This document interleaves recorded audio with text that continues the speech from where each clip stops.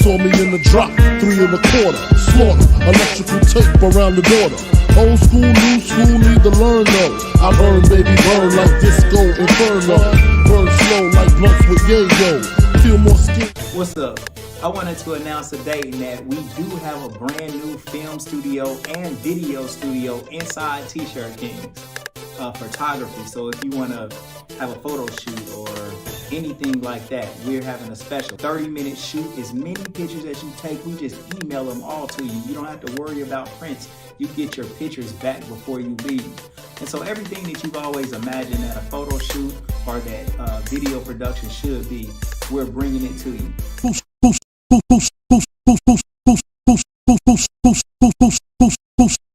Shot ya, separate the weak from the opsa. Leap hard to creep them Brooklyn streets. It's on, nigga, fuck all that bickering beef. I can hear sweat trickling. It's on you, Coach. We good? Yep. Good evening and welcome to Coach K Sports Corner. And I'm Kerry Ivy and I got my co-host Darren Bryd with me tonight. And tonight we have some legends, 3 legends in the house. That's coaching at Springfield High. They're the program changers. And I'm elated to have these guys here tonight. I want y'all to welcome Coach Smoot, Coach Wallace, and the GOAT, Coach Maurice Douglas. How y'all doing tonight, gentlemen? Maurice, how you Good, doing? man. Doing great, man. My guy Smoot, relax, man. We're going to just do this, man. Coach Smoot, tell us a little bit about yourself, please. Born and raised in Springfield. Currently, Did you go to South or North? Went to South. Okay. I don't say North. Oh. I'm in my 13th year coaching. Currently my 4th year during the defense, running the defense. Been knowing Coach Douglas since my junior year of high school back in 01. No, 2000 when he first got into high school coaching. And you, what college did you go to? I went to Wilmington College. Wilmington. And you've been pretty successful as a coach because you do a lot of the weight training and conditioning, correct?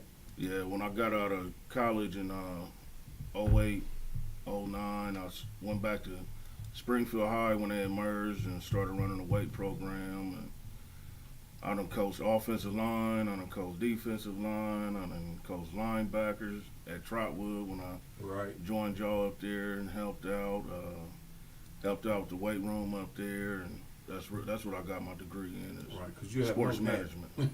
You're all strength. Yes. And I saw some videos of you maybe a couple of years ago, and they're throwing up 225 and throwing up multiple times. So you still got it. Yeah, I still got a little juice in the tank. Got a little juice in it. You got a little more than a little. Yeah, so you pumping them kids up, which is a great thing, man, because them 2 tackles you had this year were, man, they were out of sight, man. For their size and stature, man, they wrecked havoc, man. Yeah, And that's a credit to you.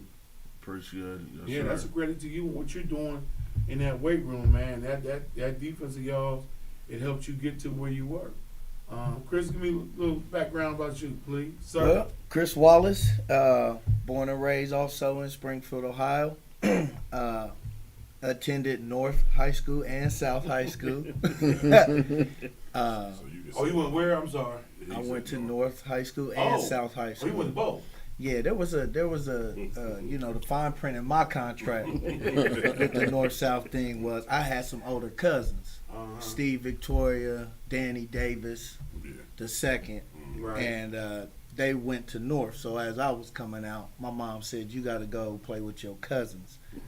And after that, if you still want to leave, you can leave. So my junior year, I was like, it's time to go home. So Wildcat in heart, you know what I'm saying? That's where I put my work in. You know what I mean?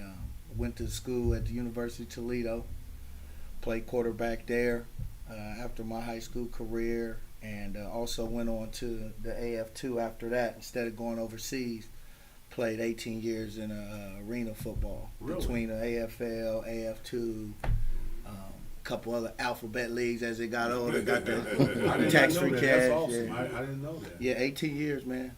Played from 2000 and... You started playing about a week ago. Yeah. Played from 2000 to 2018. Played under Jay Gruden. He taught me pretty much the arena game. Jay Really? Gruden did. Yep. So you were slinging that thing. Yeah, that was tailor made for me. At that And level. so that's why Springfield's offense looked the way it did, the way y'all were just putting that thing in the air. It was an air raid. Well, I mean, I played for Tom Adams too. So when you had some talent like a D Miller and a Dale Henry and Walker, Mike Howard, you got to put the ball up if you got a quarterback. And I was fortunate enough these last 3 years to have a gunslinger, so got to put the ball there. For your offense the last couple of years, you guys have receiver at the skill position. Yes. And, little Smoot has been a quarterback, since his freshman year? Yeah. And he was just, at some point in time, it looked like he was just reading your mind out there. Mm-hmm. And, I saw him audibling and checking down, doing different things. Mm-hmm. So, kudos to you. Kudos to you and your career and what you're doing. Coach Doug, give us a little background, but stretch this out, because I want the full No, we ain't done. Gerrard. With the Jordache jeans. They want the Jordache jeans store. That's All that. Okay. Born in Muncie, Indiana. Okay. Oh, wow. Came from Muncie. We moved over to Dayton like when we were like 7 years old. And grew up in Summer Square, went to Trotwood, graduated in '82, so I'm like many moons ago. Yeah.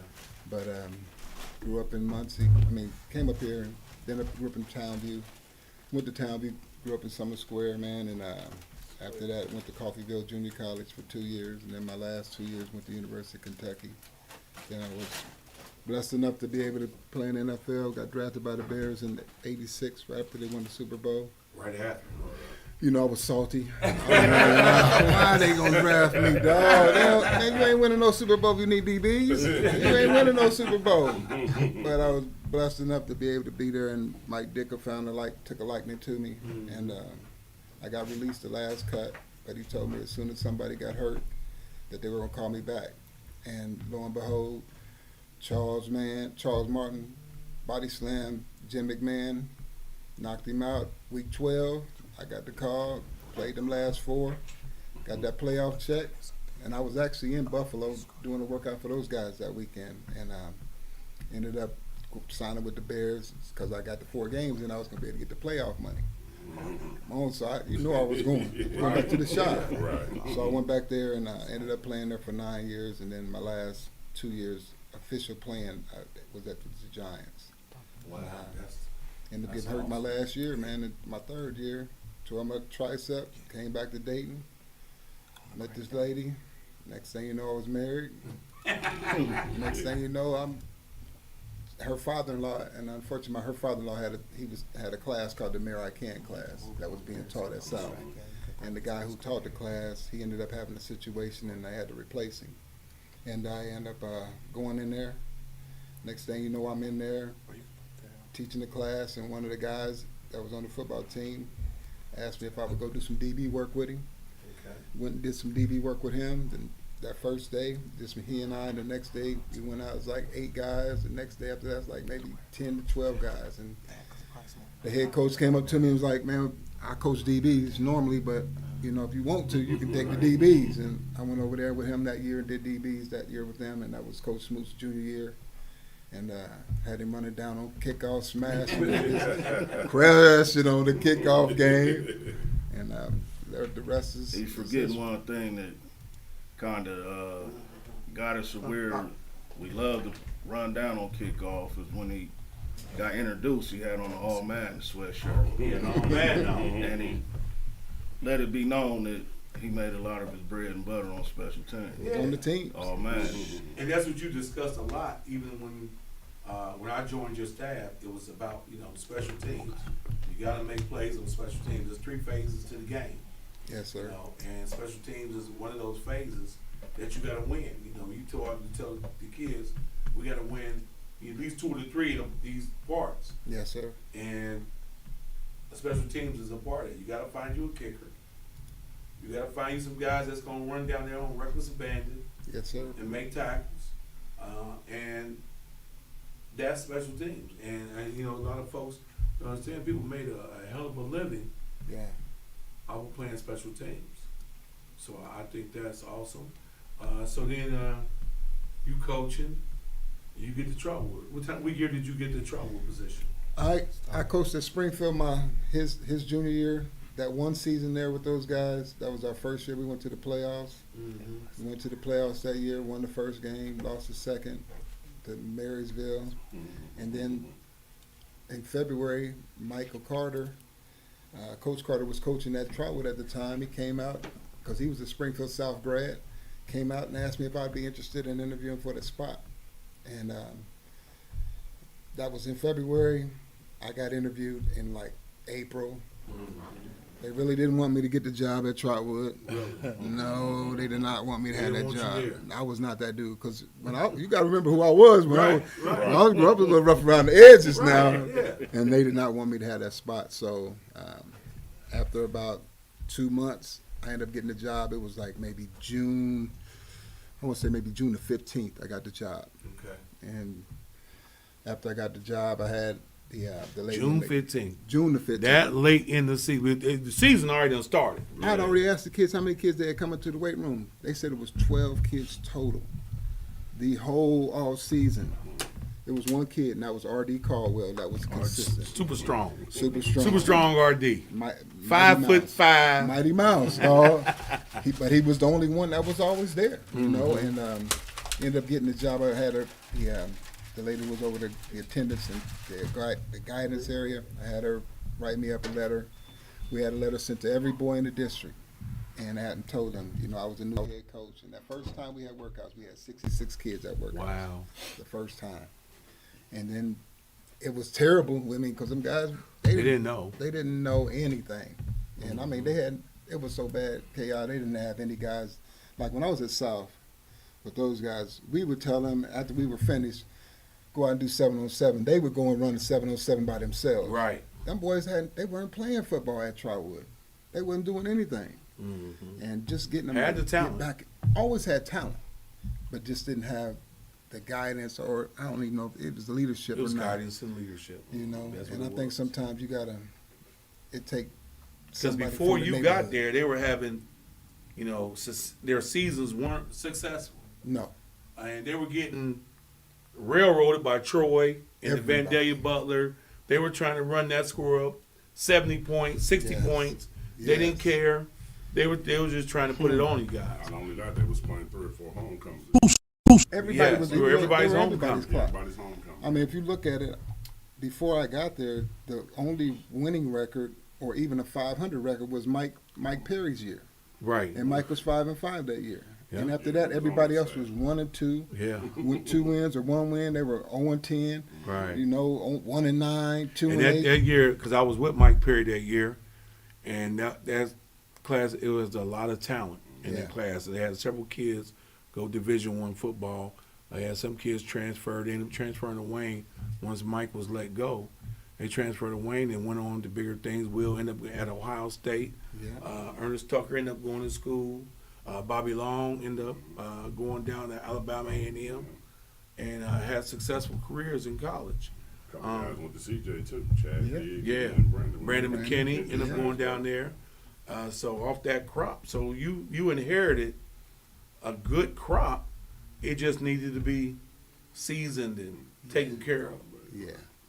And from my viewpoint back then, you did that. You changed the culture of Trotwood football.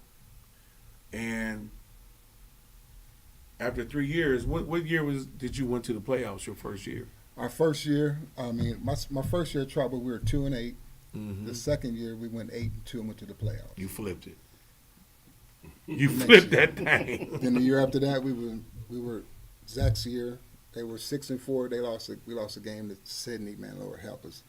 We lost this game to Sydney in overtime, and they ended up being 7. We ended up being 6-4. But Okay. after that, it was kind of like it was getting there, and it just got better. You know what I mean? I think the 5th year, I think that might have been the only year that we had that was like, it wasn't even the 5th. It was the 4th year. We were 4-6. But we had a couple kids that were hurt, ineligible kids. And then after that, it got better. You know, they just kept building. You know, I think what team you feel like, you know, I tell people, you know, though we won the state in 2011, I felt like that team that you had with Dominic Bryd. Oh. They had some boys. Yes. That team had some dudes. Yeah. You had some dudes on that team. Dominic Bryd. I mean, that year I think we put 13 kids in. Yeah, signing day was crazy. It was, man. That was a special group. We just at that time we didn't have the proper offense at the time that we were running, because we were running full spread. All spread the whole time. And we had personnel that we should have probably lined up in I formation and smashed, with CJP and smashed them. Go downhill, CJ, and hit folks in the mouth. You had an Washington offensive line that was huge. And Mike Page. Yes, out there left you had guys. I remember Sane. Yep. He was. I think he was on that team. Yep. Jonathan And Sane, they were gritty. That was a gritty team, and I think they, you know, from us looking back, you know, I tell folks and they get mad at me because they say, well, who had the best team? I said, well, I wouldn't coach them, but I said, but that Dominic Bryd team, I said, the quarterback 6'5", 6'6", could sling it. I said, he was running like Lamar Jackson before Lamar Jackson. Yeah. He was doing that before He had that whip. Yeah. He had that whip. And I remember a game at Edgewood, and it was fourth and like 30-something, and he just made it happen. Yeah, because we had I think we had Roy Roundtree. Woo. We had, who was that wide out? We had Brandon Moore, who was 6'5", 6'6", tight end. Yeah. And we had Mike Shaw at tailback. Shaw. I mean, we was loaded. Y'all had Sawyer. Did I have Sawyer that year? Yep.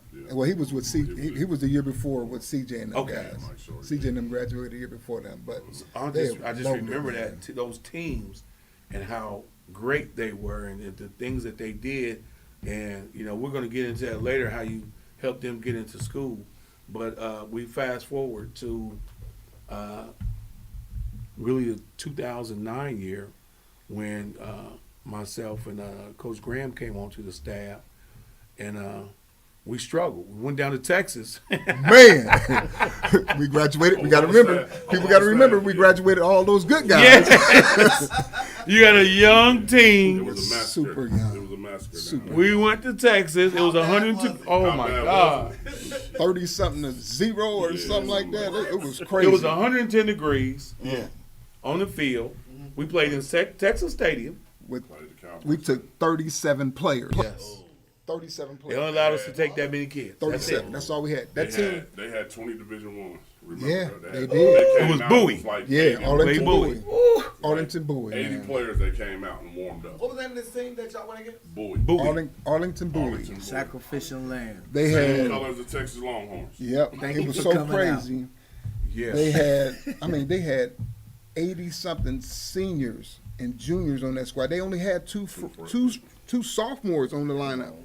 We started that game like four freshmen. Yeah. Because Bam started. Yeah, we had some dudes. They just wasn't It seasoned. wasn't ready yet. We lost our 2 tackles. Yeah. We lost. Well, let's get to them tackles. Now, let's talk about, I ain't going to say no names. We had a tackle. But we had a tackle that was about 6'8", 6'9", about 360 pounds, 350. He very athletic. We had another tackle that was about 6'6", 6'7", 320 pounds. And he was, big guy. But that defensive end slapped one of them tackles inside his head. And I'm standing on the sideline. And I remember the EMS came over there and said, somebody's mom called 911. Called the police. Am I right, Doc? Go ahead, though. Hey, man. Called a charge from the slap. On the field, Called a charge. They had him on the Jumbotron. Oh, This is right before the half. won it. And I said, what? Dude, it was so 911?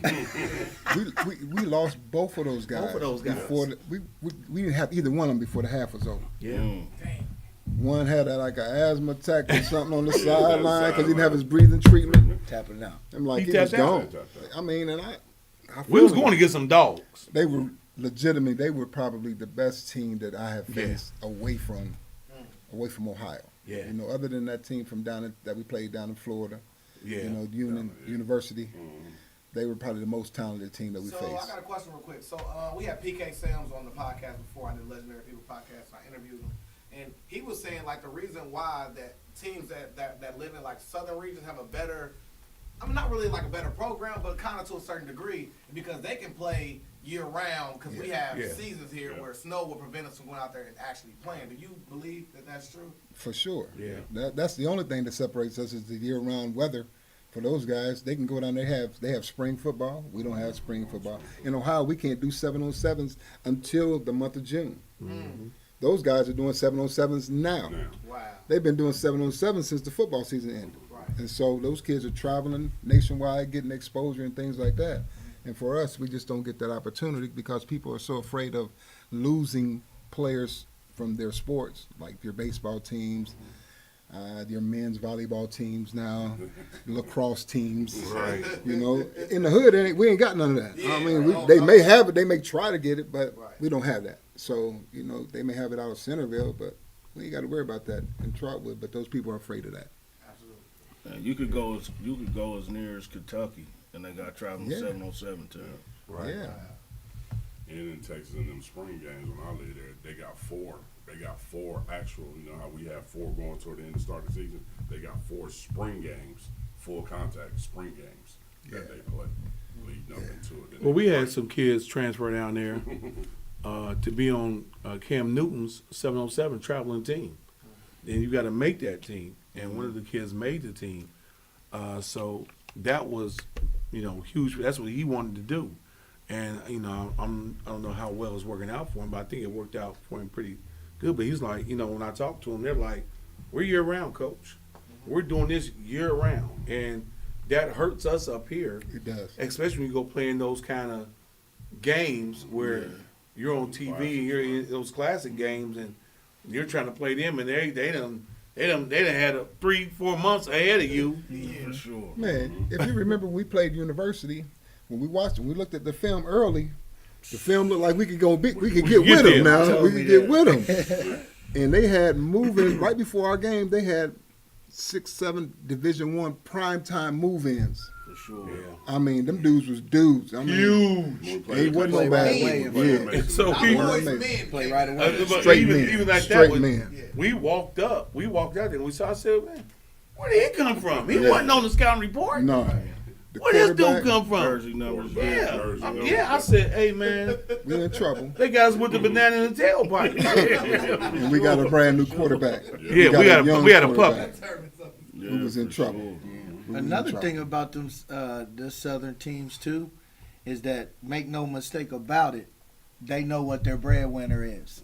So they make sure that whoever's running their program got everything they need. And I'm not saying that people up north aren't trying, but it's just a different It's a different mentality. animal. Like I mean, we know that's coaches all they in doing is Florida are coaching making football. They ain't in X the amount of classroom dollars. nowhere, you know. while we're up here making scratch. Yeah. And we're really doing it for the love. Yeah, You're doing it for the love. yeah. Because a lot of the money that you make, it goes right back into the kids. Coach, can I get something to eat? Coach, can I get $5? Come on, man. Hey man, a 4 for $4 take you a long way. Long You taking 4 or 5 kids home. Coach, y'all, you gotta ask. Y'all hungry? Yeah. You gotta ask them that. You got to. Can't 4 send them for home 4. without it. 4 for We're 4. gonna hit it now. You already know. We can upload. We can put you up for $5. I got you. Yeah. I got you. Man, I'm gonna upgrade on Before you. you know it, you done spent $30, $40 Easy. on 4 for 4s. Yeah. And so the point is, you're not making the money, so the things that you're doing is out of love. Yeah. Then, again, I'm gonna come back to that, but you're taking kids and you're developing now. So you get to 09, I think it was 2009. We ended up going 4-6. Yep. We turned things around after that. We turned things around at the end of the season. Had a good year. Ended great with against Vandalia Butler. Put that wax on them. Yeah, That they was our had first- us. That was our first title that we won at the Yes. GWAP. And the next year, nobody penciled us in to get there. Yeah. Nobody said, Coach Doug's team is going to do this, X, Y, Z. And you shocked everybody. You put it on teams that year. And we had a good trainer. Yes, sir. that came into the weight room, Yes, sir. helped guys get stronger, Yes. faster, and better. Yes. And the culture changed. Yeah. You know, even from you when you planted the seeds back in the beginning when you went 2-8 Yeah. and then 8-2, you were planting the seeds. So the guys start buying in to I gotta work. Yeah. And so that 2010 season, we got talk about that regional first year. Man. We made it that far. Man, we went to the regional. The first one was Uniontown. Well, Uniontown no, that Lake. was Wasn't that late? without the first one we went First to one we Win played Woods. Yeah. When Woods. Win Woods. When Woods, that was the first one when they got us. Yeah, they got us They good. got us, Yeah. and then we came back the following year, and we put that thing up on them. And we had them hammers. Yeah. And they had some dudes. I mean, they had dudes. That's from when Ohio you State. know, that's where I get the term big back. Yes, sir. We had a big back. bona fide big back. 6 foot, 245, baby. Yeah. And he was blowing cats about them hoes. And we He had, didn't mind hammering We dudes. had little Wiggles, Yeah, yeah, Antoine yeah. Gilbert. Wiggles back there. Mr. 2000. Yeah, he played with a pick With a in his pick in his head, hand. under his helmet. Wait. Listen, this I'm guy, not gonna let Hey, y'all. So you saying he unstrapped? he would take his helmet off. Look at those. There's a Antoine, big right in there. my dude, I love that boy. Like a son, He's a dog. legend. It's smashed. It's When he score, smashed. whatever he do, it come right off and pull the helmet off. And pick his hair. Pick his head. Every- He had the afro Wait. before the other kids all had their afro. Way before your boy, the boxer down there, talking about brushing my hair or whatever. Yeah, Adrian brother. Yeah. And so he would come to JG on the sideline, and he'd be out the game, and he'll go to JG and say, just like this, let me wiggle. Yeah. Smith Wigglesworth, baby. No And, play. Just let me and wiggle. JG will put him in the game, and he's sure enough, he'll break some ankles. He'll make he made guys look crazy. Yeah. And to the point where I think it was Urban Meyer at that point started recognizing him Yeah, he did. and was like, hey, man, this guy is the truth. Yeah. You know, he was the type of kid that couldn't get out of his own way at that time, though. Yeah, he was struggling academically. Yeah, he struggled. He But struggled. he was such a phenom of an athlete. Doug would take him, put him on defense, Man, go to corner, we put him on. go safety. We put him when they played against Springfield South. Yeah. That was our game that we got. yeah. And we had that little humble pie. Because Mhm. every now and you got to have a little humble pie to get their attention. Yeah. George Walker, George Walker gave us that work. they told us, George Walker said, a ninja gonna have to die. A ninja gonna die today. You came out with to put the spotlight on him. Oh, He looked George. over there. I swear to God. We were just like, there you go. Oh, and he deboed our whole. He Let him go. humbled us. He did. He was different. He did. He was. Yeah, he y'all, was. y'all know what. And but different Doug look would like. tell Y'all us seen about him. the kids from Springfield, how they gritty. Yeah. They gonna come out here. They ain't no punks. They gonna come out here and play. And so he would tell us that. And but the guys didn't take that to heart because they felt like we've arrived. We're here. We made it. Ended up going to state that year. Yeah. Uh, Lost one tough one to Shaq. Shaq. yeah. Shaq. Shaq Washington. Man, he was the man. Shaq went on the Shaq. run. Yeah, Shaq gave us that work. He gave us Lamar Jackson. Yeah, He gave us Lamar he Jackson. sure did. They He run really the did. leads with him and everything. I think at that point, what hurt us that game was Renan when he got hurt. Yeah, it did. When he got hurt, and we were really down to one, receiver. Yeah. That hurt us like there because they knew we're going to double AJ. We're going to beat him up. Yeah. You don't have anybody else to throw it to. At that time, the Trey Moses and Dalen Burrs didn't arrive. He wasn't at ready that yet. time Yeah. And so we go into the off season, and you put that work in, and that they're work. dedicating that weight room to the point where I believe it was December. They were right back in that way. Jordan Nash Mm-hmm. and those guys were right back. We had a great senior group, Yeah. leaders, and I remember Bam standing up after the state game, after the Shaq Washington game, and said, "This won't happen to us again." Yeah. And that next year, it was a beautiful season. You want to tell us anything about that for you? Man, Going 15-0 15-0 in the hood, in the hood. in the neighborhood, baby. Summer Square. Going against them. Summer Square, baby. We going against them boys. Yeah. You know what I mean? And it was a beautiful thing for us, for me to be able to see that, you know, because our first game, my senior year, we lost the state championship to Cleveland Right, Benedictine. right. You know what I'm saying? So now we're getting back in a position where we can put that on one of them type of teams. And Avon had a good team, but it was a special day. Man. Talk about that Union Lake game. When we went in a halftime, even Kings, I'm sorry. First game, Kings. Kings. You're down 20-something. 20-0 going into halftime.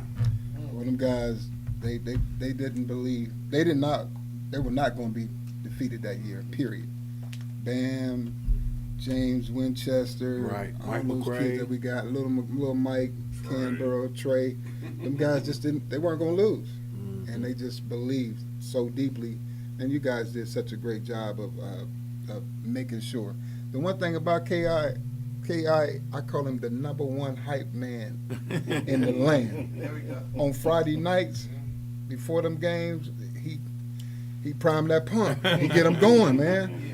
And he knows how to speak to them and speak their language. And that's what it takes at this, you know, in high school. You got to be able to say something to them guys that's going to be relatable. Right. And they did a great job, man. And that's what we did at the halftime. Went in, made the adjustments we needed to make. You know, as Didn't coach. panic. No. And that's the one thing those kids never did. Yeah. They never panicked because We they ended up been in beating those them like spots. 40-something to breaks They didn't score again. They didn't score. breaks off. They didn't score. Yeah. Going against Uniontown, we got some more of them boys. Yeah. And we're away from here. Real far away. It was cold. Yeah. It was cold. It was in Gahanna Lincoln. Yeah. We're in Gahanna Lincoln. Man. Yeah. Went over there and played them because they had that split spot. That split spot. And played a tough game. They made us have to dig deep that game. Yeah. And our kids showed their resilience and pushed us on to the next week. I remember that Union game. I was about to Go say, ahead. I remember that Union game because on the last play, it was a defensive guy that came in and won that game when they put Mike McCray at tight end. Man. Well, it was an argument because his dad was in the box. Remember, we had a timeout, so we were all on the headsets, and we called a play. I called the play. I said, you know, fake 34 lead, boot left, and I'm telling, you know, Marcus, which was the quarter, or was it Marcus or Mike Simpson? It was one of them. And I Mike said, Simpson. Marcus was graduated year I said, listen, if he's not there, throw it away or run it in if you can. If he's there, let him get it to him. And I remember Mike was like, not my child. You ain't going to put my child on the hot seat. Not mine. I can hear him. And I'm over there like, man, would you shut up? Because he's in the booth. I'm like, would you shut up and let us do this? Let us call the play. And Mike ended up winning that game. Even that year also, I remember little Mike McCray on the sideline. We're playing Piqua. And Piqua's winning. It's like 20-something seconds left in the game. And little Mike tells Bam, he tells JG, put Bam in the game, man. Get dude out of there. Put Bam in the game. And he says, you know, we're down like the 30-yard line. Mike says, JG, throw it to me.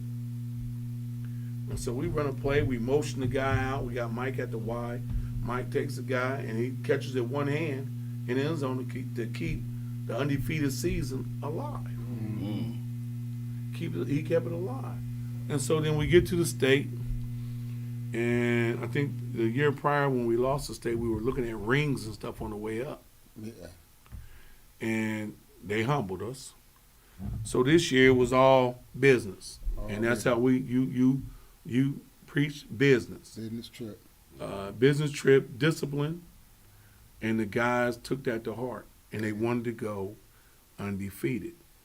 And we get up to Massillon, and we're playing the game. I don't want to keep telling the story, Doug. You got it, brother. No, but you know, The I done game been in this thing Northmont too long. to go when we beat the Columbus team because I remember we beat Marion Franklin. everybody down 75. We beat everybody 70 West, and then we beat the team up on 70. Well, we laughed about Marion Franklin because we said Marion Franklin came down I-70 and they got off on Hoke Road, and they said Trotwood 2 miles. Inglewood, right here, like, it's a home game for them. They was salty. It was about time we had a home game, though, because everything was so far away for I us. remember my dad. We came and watched that game. Who was it? Was it Burrows or Yeah. Yep, Cam got sealed the the pick. game? Yeah, he got the interception. The pick 6, wasn't it? Yeah. So And- a couple of comments. We got Cody Lattimore says, Coach Doug. Mm-hmm. We What's got, up? Mary Lou Jones said, hey, little big brother. Congratulations. You got Cody Root said, tell Coach Moo. Cody Root said hi. You got Mike McCray. Check it in. Shout out to Mike McCray. Shout out to Big Bro. He said Whitten Woods was 2009. Okay. It was back to back, It actually. was back to back. Yeah. Shout out to the legendary The guy. first year we lost to him. Yeah. Because on that last series is when we needed to punt deep. Remember, Dalen kicked it almost 60. Yeah. Got in the end zone, and then a couple plays later, that's when Cam got that interception, kneeled it down, and got out of there. Got out. Got out because they had some dudes. They and had some dudes. They had some dudes too. That So looked we get like up they to just state, walked out of the neighborhood. And we're the number 1 team in Division II, but we end up being the away team. Yep, we was the way. We was in that white. Yeah. We was in that white, baby. We was in that white. And you look across, and that's my first time really in an atmosphere like that where I look up and it's thousands of people for Avon Yeah.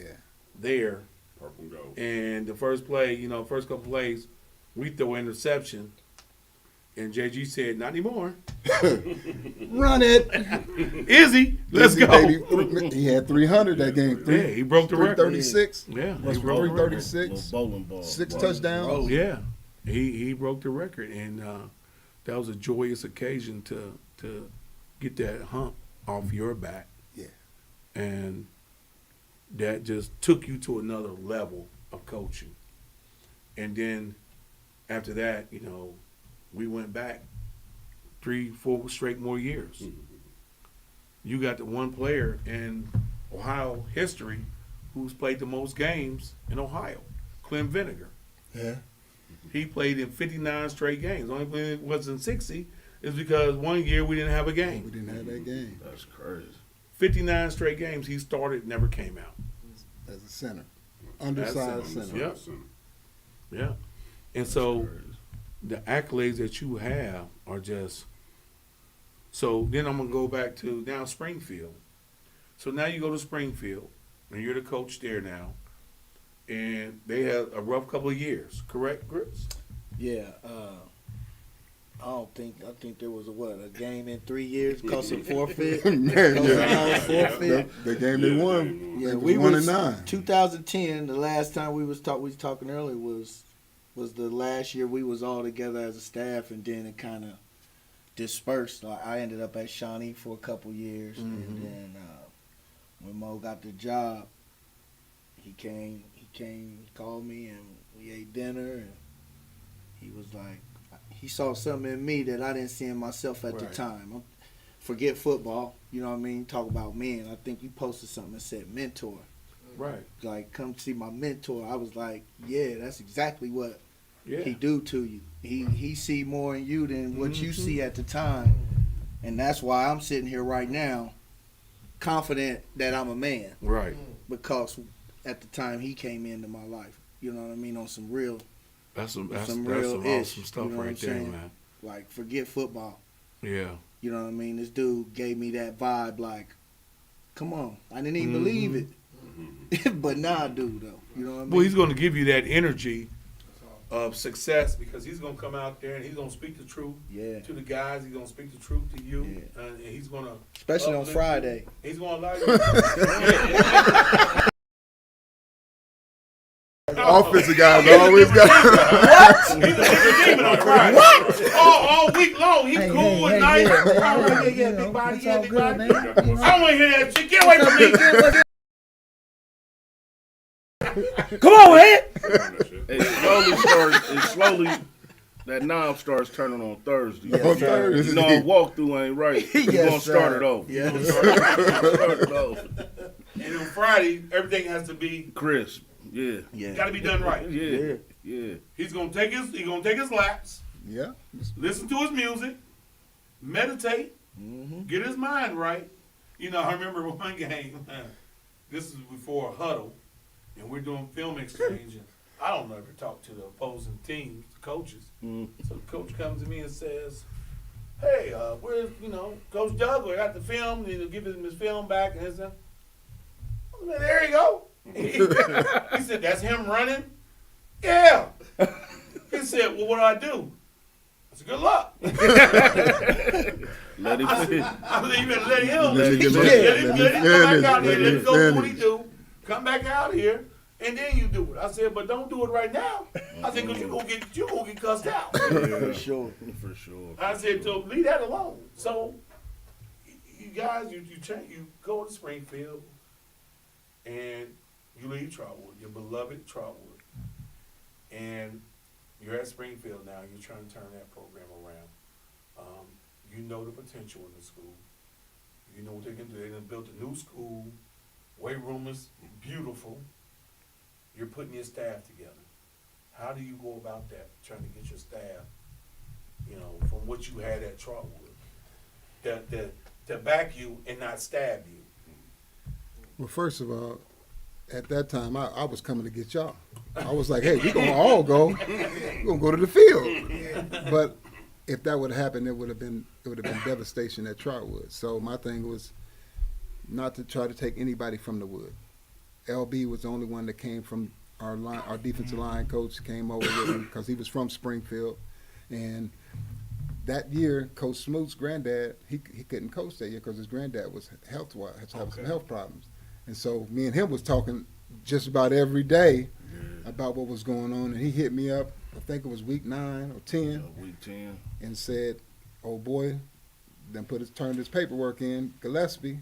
Put your name in there. Put your name in, coach.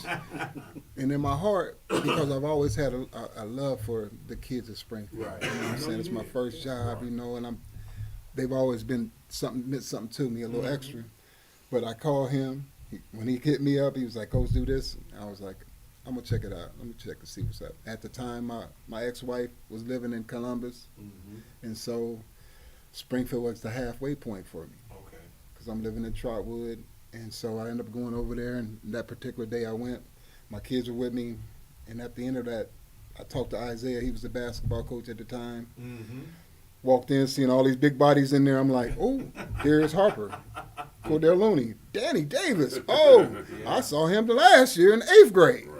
He's in 9th grade." And so I'm like, there's some pieces here. And go in and end up getting him, talk to him. And these two guys right here, my offensive coordinator and defensive coordinator, man, they the two best at their positions in the GWAC to me. They do more with less than anybody out there. But after having relationships and talking with those guys, they got me a list of people, because I tried to get Mike Howard, Mike to come over and be my DC at the time, and he couldn't do it. But I got Tyrone Thornton. Ty Law, he came over as a DC at the time. The dark side. Came over with us. And it was a struggle because you got to remember, them dudes, they had won one game in like 2 years, 3 years. It was terrible. For sure.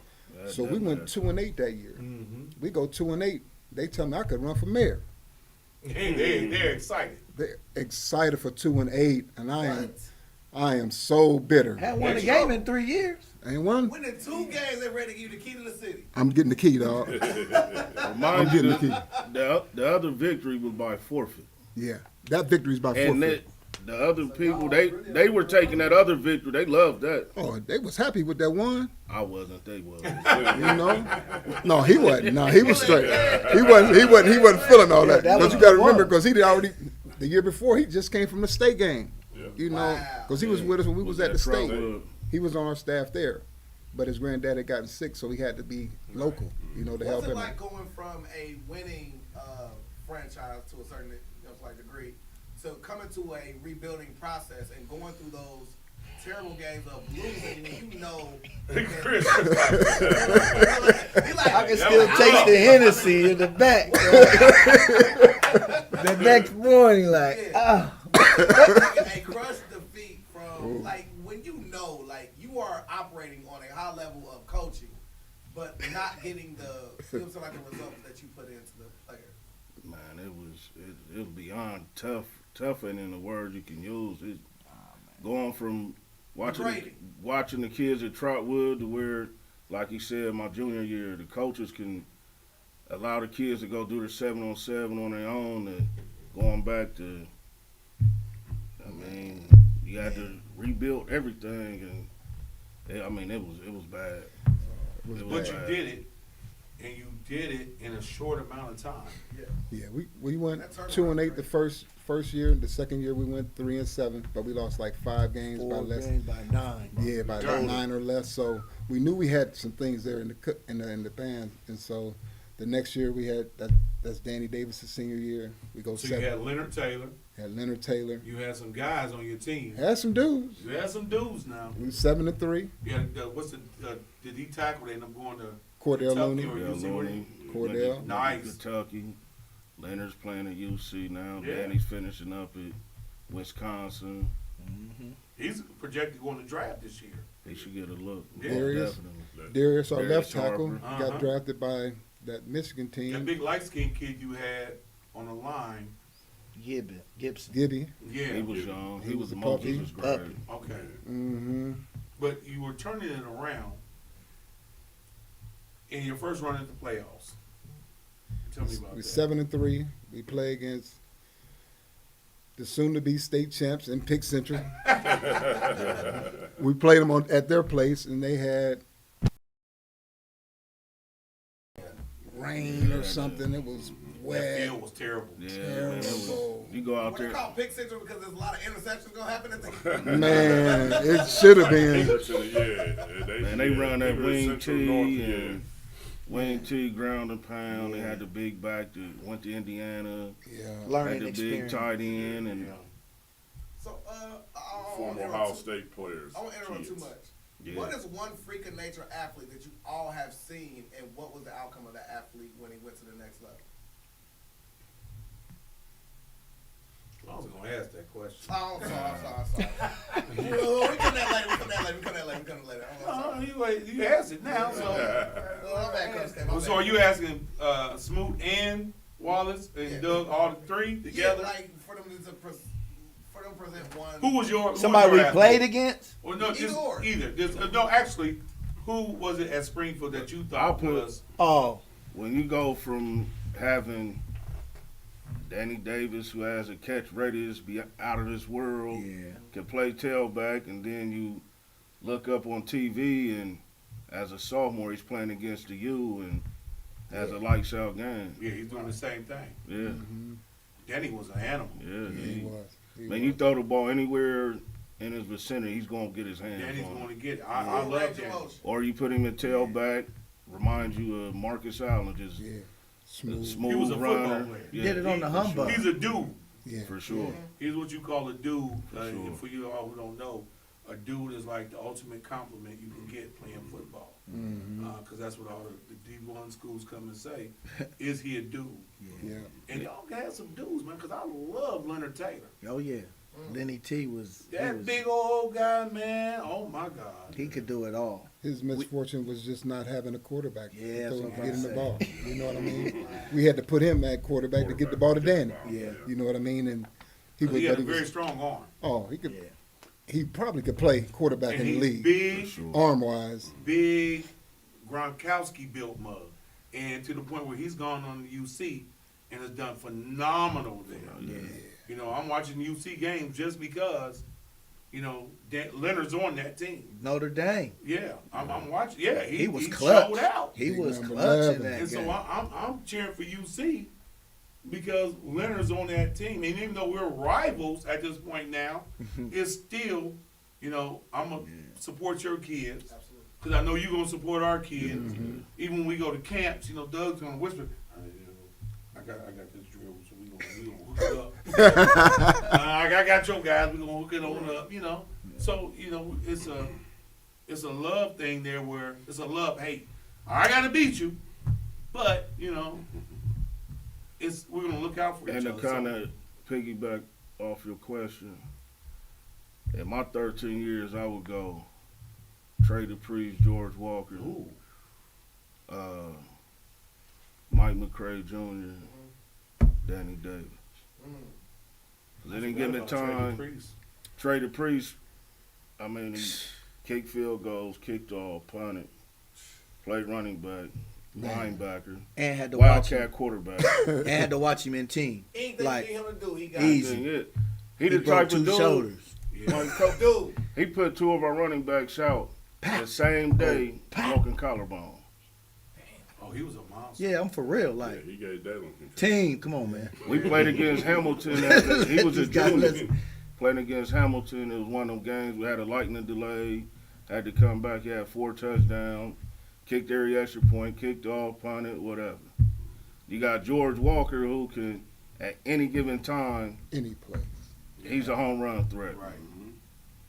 Danny Davis, home run threat, can catch the ball. Anytime Mike you touch the McCray. ball, it could be the band could be playing. Oh, for Struck sure. up. Get your popcorn. Mm-hmm. There you Shaq, go. Shaq. He did Shaq was one of everything. them. He did everything. He did everything but return kicks. But he could have returned kicks. So what y'all did with that team? So before they had guys like that prior, they just weren't getting the best out of them. Yeah. And now you're getting the best out of them because now these kids understand Coach Dub loves me. This staff loves me. Yeah. So I'm gonna give everything that they're giving me. I'm gonna give it back to them. Yeah. I'm gonna bust my ass to make things work for them. And so you get in the playoffs, you lose the Pick Central, you come back the next year. Next year we go 6-4. That was Leonard's senior year. We lost a game at Fairmont. They was running that wing tee and it was cold that day. Rainy. And we I had, know you had on shorts. no, when I got to Springfield, I told the guys, Stop that. I told them when I got to Springfield, I'm not doing shorts ever again. That was his out. Because I was in my 50s. Now, 50 now, hit, you I was know, like, you ah. remember- You remember last week we were talking about where the shorts came from. That's where it came from. Him and Coach you Hall. did- came you from cut him it and off, Coach- but you got every From like, him, other- him and Coach Me and Big Hall, Bro, he Big when Bro. they first started, that's what they had. Coach Hall gonna go out there. Coach Hall gonna do about 50 push-ups. Some Some oil on his legs up. Turn that head around. You already for know, sure. we're going to You gonna work. talk about that wood? Put that wood on sure, somebody? for You talking about a great coach. You had a great staff Man, at Charles. I've been blessed by You it, put a man. great staff together at Springfield. And what you're doing with Springfield right now, you're right there. Yeah. You're right there. And this past season was like a beautiful exhibition of what you guys put together. And I was, I'm not going to sit here and lie. I'll tell you the truth. That week 2, I was like, oh, thank you, COVID.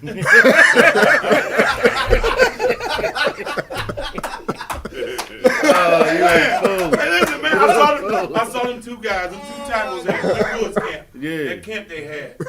And I'm looking at them 2 D tackles, and I looked at our offensive guard, and I said, they're going to beat the shit out of us. It's too much. I got to go side to side. I can't go at them. I said, man, and then I'm watching 7-on-7 down at Welcome Stadium, and I see Anthony Brown. I see this little bitty dude. And I see him, I said, was it St. X? Say that. Going man to man. Man to man. Yeah. Bombs over Baghdad. Kept I said, asking. Bombs over I watched him up there, and all I see Yeah. is Anthony Brown going down. Yeah. Do-da. So They I still called do. Trey, our defensive coordinator. I told Trey, and I said, Trey, you're going to double him. You're going to put somebody on top, and you're going to double. I said, he's going to kill teams. And he did. He was such a threat that teams had to plan just, hey, man, we got to keep him in front. And even though they did that, he still got loose. he still But went then you wild. had Thigpen, who's what, about 6'4"? The Slim Reaper. And he's out there and he's killing cats.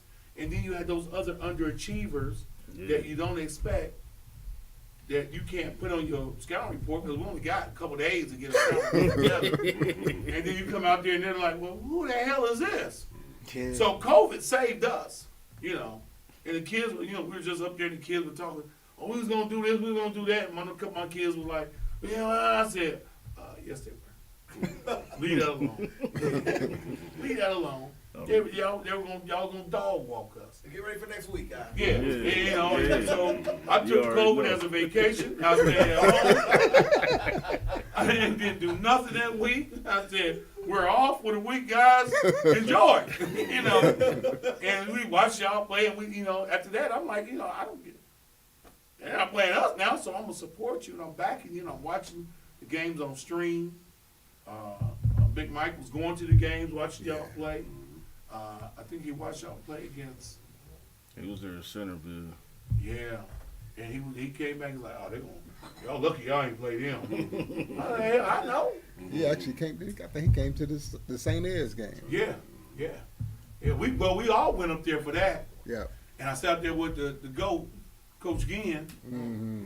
And I'm gonna get into that a I little mean, later. I didn't mean St. Ed's, I meant St. Ignatius. St. Ignatius, yeah. That was the game. He was I at thought that Mike game. was at that. I think he went to the Moeller game. Mm-hmm. And just supporting, you know, you supporting you, Doug, Coach Doug. That's your guy. You know, he's gonna support you no matter what. He's gonna have your back. And I think we all supported you, just, you know, saying, hey, to the point where we went up to the state to watch you, sat up in the box with Coach Ginn and watched y'all and just cheered you guys on.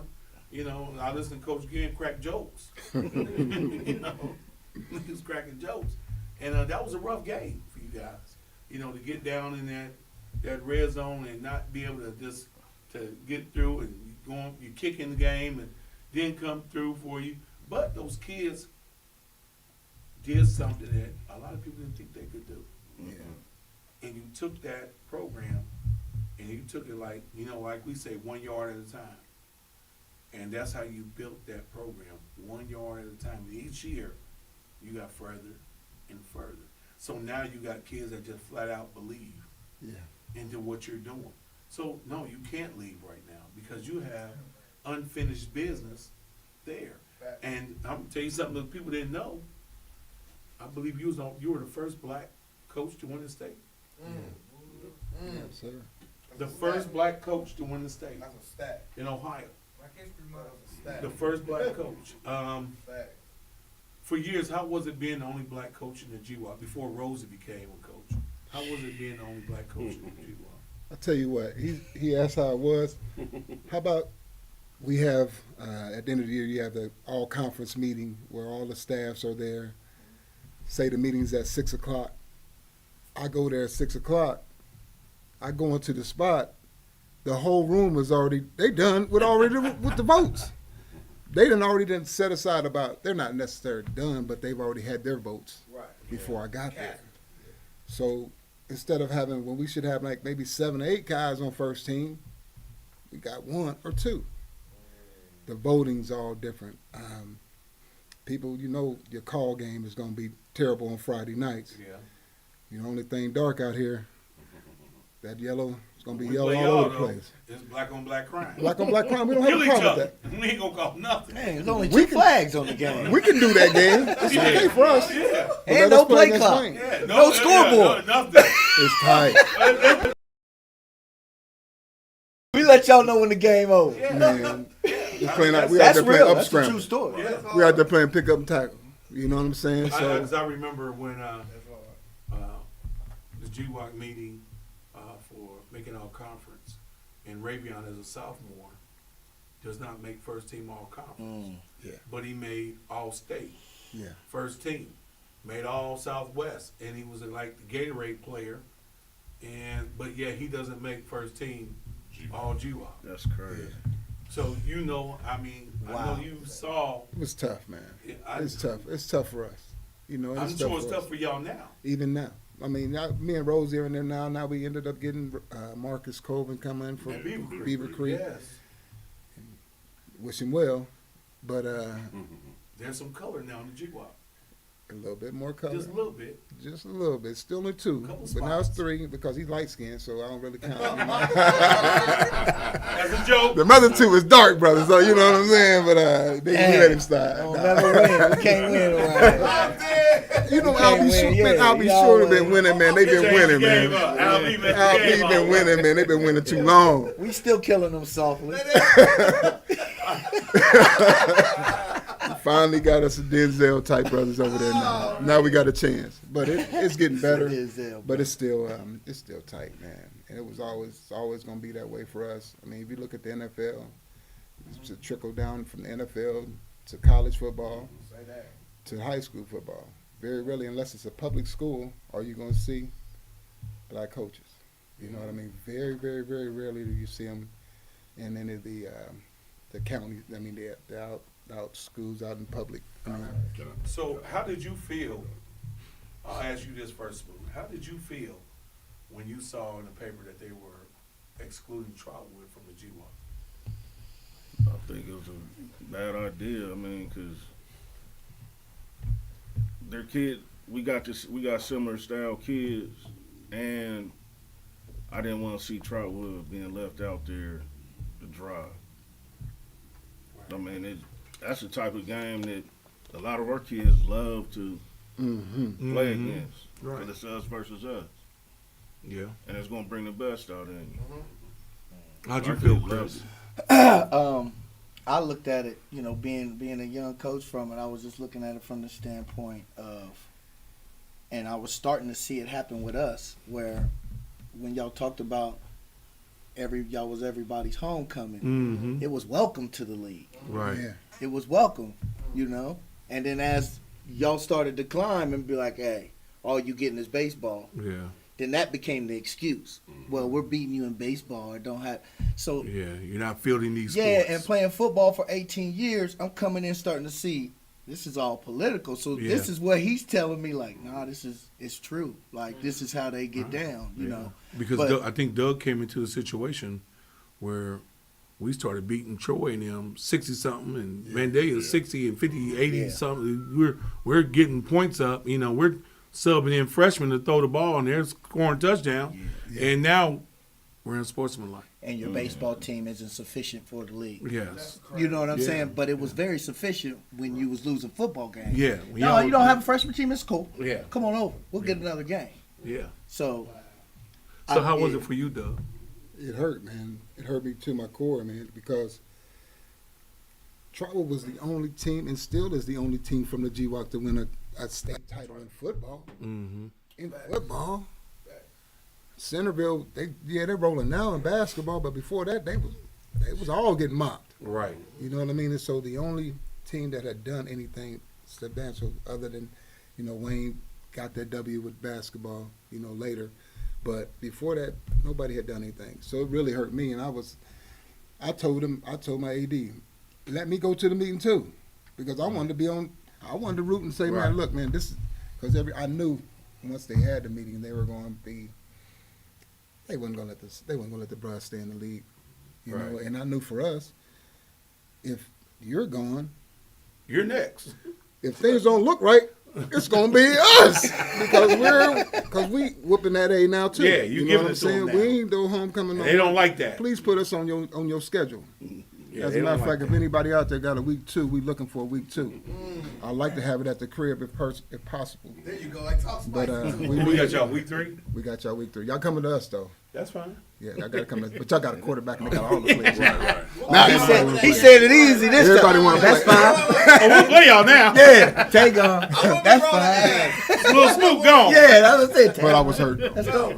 Yeah, Coach K. I know you were, and I know you told your AD, Coach K. as long as I'm here, we're going to play Trotwood. Yeah. What's gonna be the outcome of that game, Coach K? What's going to be the outcome? Yeah. I don't do that. Oh, we can't do that. All I'm going to say is we're going to go play hard. We're going to get out there and we're going to rock them and sock them. And after the games, we're going to shake hands and have some brotherhood and cheer each other on to the next week. Hopefully nobody gets injured. And that's what we're going to do. That's how I never sit up and say, if you look at my Facebook post, I don't talk about football like that on Facebook, and I don't say what we're going to do and talk trash, because that's bulletin. That's what we learn. That's bulletin board talk. That's what we use. Yeah. Okay. They you said what? Okay. Okay. So that's how we use that. So That was part of our thing this whole year was everybody we went against, we was always the underdog, even though we had all the weapons, returning 18 or 20 starters. Everybody we went against, we the underdog. Centerville, Northmont. let's I'm gonna say this. Y'all got robbed, Miamisburg. For sure. You got robbed. For sure. Oh, they cooked you good. For sure. But we needed that. They turned that thing, and that guy was out of bounds. You know, it's evident. It's just like when we played Wayne a couple years ago with Ravion. He caught that ball in the end zone. They said he was out of bounds. Oh, And it was a TV game where everybody's like on TV. They're sending text messages and pictures. Like his foot is clearly in bounds. Yeah. Even when you were coaching, we played Wayne, and Yeah. they gave him that touchdown. The kid was clearly out of bounds on that catch. But that ref gave it to him, you know. Yeah. So what y'all went through with that Miamisburg, to persevere through that, to bounce back, and come back and get W's after that, and to get to the state game. I saw what it did for the community of Springfield. I saw the excitement in the air. I saw how your send-off was. I followed it because Smoot was on. Outside. Let me watch Channel Smoot. Outside. And so it was a joy to watch, and I was happy for you Definitely guys. loved it. You know, it was such a joy to watch you guys get there. You know, it was painful to not be able to finish it, but you know, a lot of people don't understand. That's a hard thing to do. Yeah. You need a little luck. Yeah. You need guys to buy in, because that's a long. 15 games is long. That's And a this lot. year was 16. 16. That's a lot of games. Plus your practice games. Yeah. That's a lot of football that we're asking these young guys to do. And there's a lot of football because the year before they played a lot of games as well. Mm-hmm. You made it through the regionals, or you made it past the State regionals. semis. To the Final State Four. semis. So that's a lot of football for some of your guys like Anthony Brown, Lil Smoot. That's a lot of football. And I watched your son, man, and he was just, and you know, I've been watching him since he was a pup, and watching his drive for the game, his tenacity to want to be great, and watch him grow and grow. And I remember seeing him one time in the 8th grade, and he took his shirt off, and I said, "Damn, what the hell Smoot got him doing? That little joker rocked up." Light it up. And he's such a great kid, man. You did such a fantastic job with him. Such a great kid. And I'll even go to even further to say, Little Mo. I watched him. He was our ball boy. Then watched him go and just be the man that he had became in your system, making plays, doing the things that you ask him to do. That's a father's dream. That's in football. For your son to be able to go to school, for free. Check. For Because we ain't got that yeah. college fund down the road. For free. And so with that, I'm going to go into this segment now talking about the kids that you help. You changed lives. You changed a lot of lives. At some point in time, that has to be emotional for you because it's emotional for me. Even when I talk about it, you know, I felt like the biggest joy I've had coaching is when I'm at a camp and the kid comes back and say, they offered me. Yeah. And then I could call their mom and say, you don't have to pay for college. That's It's a beautiful free. thing. It's a beautiful thing. That's a beautiful thing. And the thing of it is, you taught me how to do that. You taught me, if you had nothing else, you taught me how to run a program in the off season and get your kids where they need to be. Because I heard you say before, I feel like our young black men deserve a shot to go to school for free. And that's why you were busting your tail so hard to get these. And nobody was out saying, Man. here, Coach Doug, here's $100. Yeah. I know you're going to drive to Alabama. Man. Lord. Don't try that. Alabama. Yeah, I know you're going to drive down to Tennessee and to Georgia. I know you're going to go to these places, Coach, but here's $100. And nobody did that. Man. Nobody did it. No, some kids didn't have cleats. I got cleats for you, son. Coming out your pocket. Already tight. Already tight. You got a family. Hey, You got a Already family. tight. And so we talk about the kids, you know, and I know I had a conversation with a former player, Deshaun Bryd, who's now a coach with us. And we talked about his Coach Bird's son. And we discussed the thing about how many Do you even have an idea? I used to, but I don't now. And the thing about that whole situation, I get more. The greatest day for me is the 2 signing days. The one in December and the first Wednesday in February. Because I know now, once that takes place, you're talking about generational. Yeah. You're breaking curses. You're breaking curses. We're talking about 3. He said he'll bless you to the 3rd and 4th generation. And so the generational blessings that you have in those families and those kids' lives, it'll be transformed. I look at our coach that I had in high school, John Butler. Coach Butler, we had a running back named Tony Cosby. Yeah. Tony and Keith were the top 2 running backs in the state of Ohio that Right. year. Coffeyville Junior College wasn't going to take me. But Coach Butler said, if you want Tony, you got to take Maurice. If not, I'm going to Central State. And they was rolling at the time. Right, yeah. But it's too close to the crib for me, Yeah. personally, because I'm into too much stuff. Yeah. And so that guy, because he stuck his neck out for me, I will always stick my neck out for a kid. As long as, dudes, I done had dudes quit 18 times. But I'm going to do my best to try to get you back because I know that this game right here that I love can change your life forever. All you got to do is do the right thing. I ain't saying don't have fun because you're going to be a kid. Yeah. Some of them going to smoke weed, some of them going to drink, some of them going to do a little bit of everything. They're But kids. my job is to try to put you in a position where you can be successful for life. I'm talking about a kid that you coach, that you changed his life. He came over from Meadowdale. Mike Page, who I remember working a party, and he was there, and I'm thinking he was a grown man. I'm looking at this big old joker, and he's down there, he's running the party. You know, he's Debo at the party. Yeah. And I said, do you play football? He said, I go to Meadowdale. No. And at that time, I said, well, you need to go see Coach Doug. You need to go to Trotwood. And I don't know how you guys end up hooking up, but next thing I know, he hit me up and he was like, I'm at Trotwood. And I said, son, that's the best thing for you because the path you were headed in was behind bars. Yeah. And you changed his life. He's got a degree. Yeah.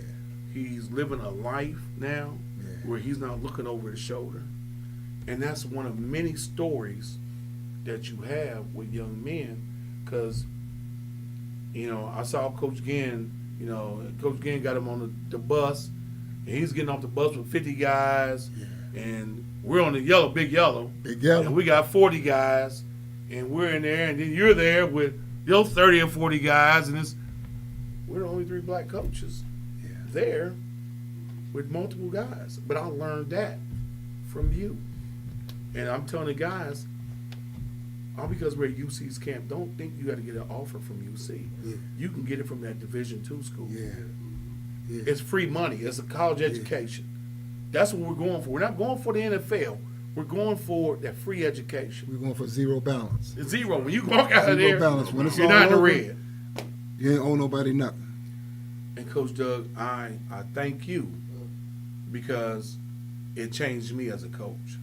For coaching for 26 years, I never did that until I got to you and I saw how you did it. I was a student to you. And I'm like, well, Coach Doug, where we going this weekend? Oh, I'm going. I'm driving. I ain't asking for no gas money. I'm driving. Let's go. Let's go get it done. Let's go there. Let's make it happen. And the watch guys come out. They offered me. I got an offer. You're telling guys how to prepare for the combines. Man, that's a credit to you. The city of Dayton and Springfield owes you so much. They owe you so much. Trotwood owes you so much because not only are you helping Trotwood kids, not only did you help Springfield kids, but what people don't know is you get phone calls from kids that came from Dunbar. Wayne, can you help my son get in school? Our attitude is, well, hell, he should have came here. If I'm going to do that. You can always put 2,000 on the account. Yeah. I got cash at me if you want now. Go Doug. No.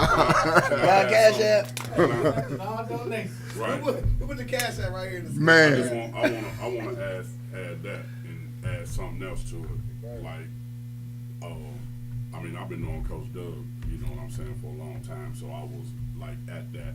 But I know how, like you said, how you learned, I learned the same way. And I seen how when he first got that job, he immediately came to all the Pee Wee coaches and said, look, this is what I need y'all to do. Because me and there was a whole bunch of all of us coaches down there, which all those teams that end up being the state was all the kids that played in the program. And I think out of each team, only maybe one or two didn't ride. But all that driving around, I wasn't even on the staff. But I pull up, the coach was like, what you doing, Bird? What you doing? I ain't doing nothing. Y'all get in the car, you know what I'm saying? Man, let me use that, man. You know what I'm saying? Let me use that or whatever. So I was even part, even though I gave him about 8 players of my own. But For you sure. know what I'm saying? For sure. But when Kerry said he helped everybody, first year we get to West Carrollton, we got the quarterback at that time, 6'6", playing basketball, no offers or whatever. I immediately called Doug at practice and said, hey, Coach Doug, this kid, blah, blah, blah. He said, oh, yeah, I know who you're talking about, whatever. Put him on the phone. Coach Doug got him hooked up. He went to Denison or wherever up north or somewhere like that and got him hooked up. You know, wasn't even our kid, but you know what I'm saying, just out of relationship, you know what I'm saying, that Coach Doug and the love, you know, for the game and seeing it. And his accurate count carry is 192. For kids? 192 before he left Trotwood. at Trotwood. It's 192 that he got into college during his tenure. I mean, let me explain something to the viewers. I remember we had I know of 2 kids who didn't even start. Did not even start Special a teams. game. They were special teams. Got a full ride to school. One kid went up to Ashland and got a full ride and is doing great now, writing books now. Didn't play but till his senior year, but they paid for his schooling. And the thing of it is, because I learned how to have these relationships with these coaches and how to talk to these coaches through you. Watching you talk to these coaches like, hey, man, give my guy some money. Right. You know, you say, as you say that reminds me of the first person where I learned it from. Oh, yeah. Because my big brother, The GOAT. Coach Ginn, I go to an Ohio State camp my first year coaching. I mean, it was my second year at Trotwood. And I go up here in this camp and I see all these white men. I see this black dude come out of this corner and he got on a gold chain. And the nigga got, he got like gold earrings in. I'm like, oh, who is this nigga here in my mind? I'm like, Right. Who is this dude? So I watch all these white coaches go over here and bow down to this black man. I said, I got to know who that Negro is right there. I want to know how he did what he's doing. Yeah. Right. Because he came up in a freaking big old bus, charter bus, with 50 kids on it. And I'm like, let me get your number. So I go over to him. I introduce myself and said, man, my name is Mo Douglas. I'm at Trotwood. I've been here. Just my first time, you know. So he tells me, he said, give me his number. He said, give me a call when you get back to the crib. So I waited about 2 or 3 days. I called him. We sat on the phone. We talked for about a couple hours. And the next thing you know, I'm writing down everything. Right. He said, man, get him to You're a take- student get to him. For sure. I'm all in him. You know, this is the first time I didn't do school. Right. This is the first time I'm in school with Coach Ginn. I'm in the Ginn Academy right now. You're right. You know, and he gives me the 411 on just making sure you make the outreaches, calling these coaches, getting your film out to them and all those things. And after that, the next year we go out together. He goes out, I meet him up at Purdue. I actually met him in Illinois, but we stopped at Purdue first. We stopped at Purdue first. We had 4 kids in the car. All 4 got offers at Purdue. Wow. We go up to Illinois. All 4 of them kids got offers from Illinois. But we meet up with him there. Mm-hmm. And we just go around to some different spots. Man, we end up going to Ohio State, Pilling back there. And he just showed me, first of all, you got to love them kids. Right. And because he had kids living in his basement. Mm-hmm. I got a daughter. Ain't nobody living in my crib Right, until she right. gone. So he could do that because he only had Ted Jr., you know, at the time. Yeah. And so he just showed me how to love them where they're at. Mm-hmm. But God already gave me a gift for loving kids. Mm-hmm. You know what I mean? But he just showed me how to really, really push into it.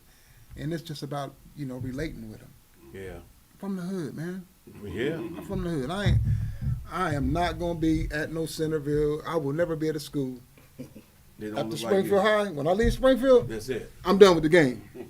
But I could never go a place I couldn't. I mean, I could probably be at Wayne, but they would be mad at me all the time. I'd be in the dang on superintendent's office every week because I'm gonna do something that's gonna be close in their mind. Yeah. Because I'm gonna be loving the kids way more than they want me Too to. hard. You know what I mean? But Coach Ginn was the one that showed me how to do that thing, man. And I don't need nobody to pat me on my back. I appreciate it, but you know, I'm just thankful the guy. And I understand that. I truly do, because you never look for accolades for doing that. But at some point in time, your story has to be told, and the people out here, they have to know that what you're doing for these kids is commendable. We're not going to talk about what you did in the NFL. That's irrelevant. It's what you're doing now, where you're telling these kids, hey, you know, you're talking to these kids, and you're talking to these kids like you're 26 years old. And they're believing in you, and they're believing in you, and they're believing in you because they're producing for you. Quick story, I remember this I think it was this past season, where UC. And Gim comes up there in all his vans with their rap with Gim Academy. And, you know, I look at Gim as, you know, Pops, you know, he's showing, as I'm watching Doug, and Doug says to me, I got it from him. Mm-hmm. And so we're just, you know, it's just us three, and you know, you're really looking at the state of Ohio as far as, you know, predominantly urban teams that are successful the way that we are, is, you know, starts from him. Mm-hmm. And we're sitting at UC, and it's a hot day, and they have the golf cart. You remember that? They had the golf cart. So they had the golf cart that sat like 6 to 8 people in the golf cart. And the only people on the golf cart is myself, Coach Doug, Coach Ginn, and Rosie was on there. Yeah. And the coach comes up to us and he says, the greatest coaches in Ohio right now. These are the greatest coaches. And he starts doing this. He's bowing down to us like you guys, and Ginn laughing like, you know, they got rings. I don't have a ring, you know. And I'm like, go, Coach Ginn, you've done so much. Coach Ginn, you got 20 dudes in the league right now. In the league. 50 million or more. Yes. Come on. That's crazy. Yes. And it's like, man, this is for me to sit there and I'm looking, I'm not even a head coach, but I'm sitting around and I'm looking, I said, damn, this is something special for us all to be sitting here on this cart. And no other coaches could get on that cart. No, they didn't want to get on that cart. They didn't want to get on that cart. And I think one of the things that bothers me with our area, for what you've done and what you've accomplished, these young black coaches, and the same thing I told Coach Pullen, why are you too proud to come say, how are you doing it? How are you making this happen? How are you getting these kids to buy in for you and run through a wall for you? How can I make that happen? Because, you know, let's not sugarcoat. The city is just, it's just a city.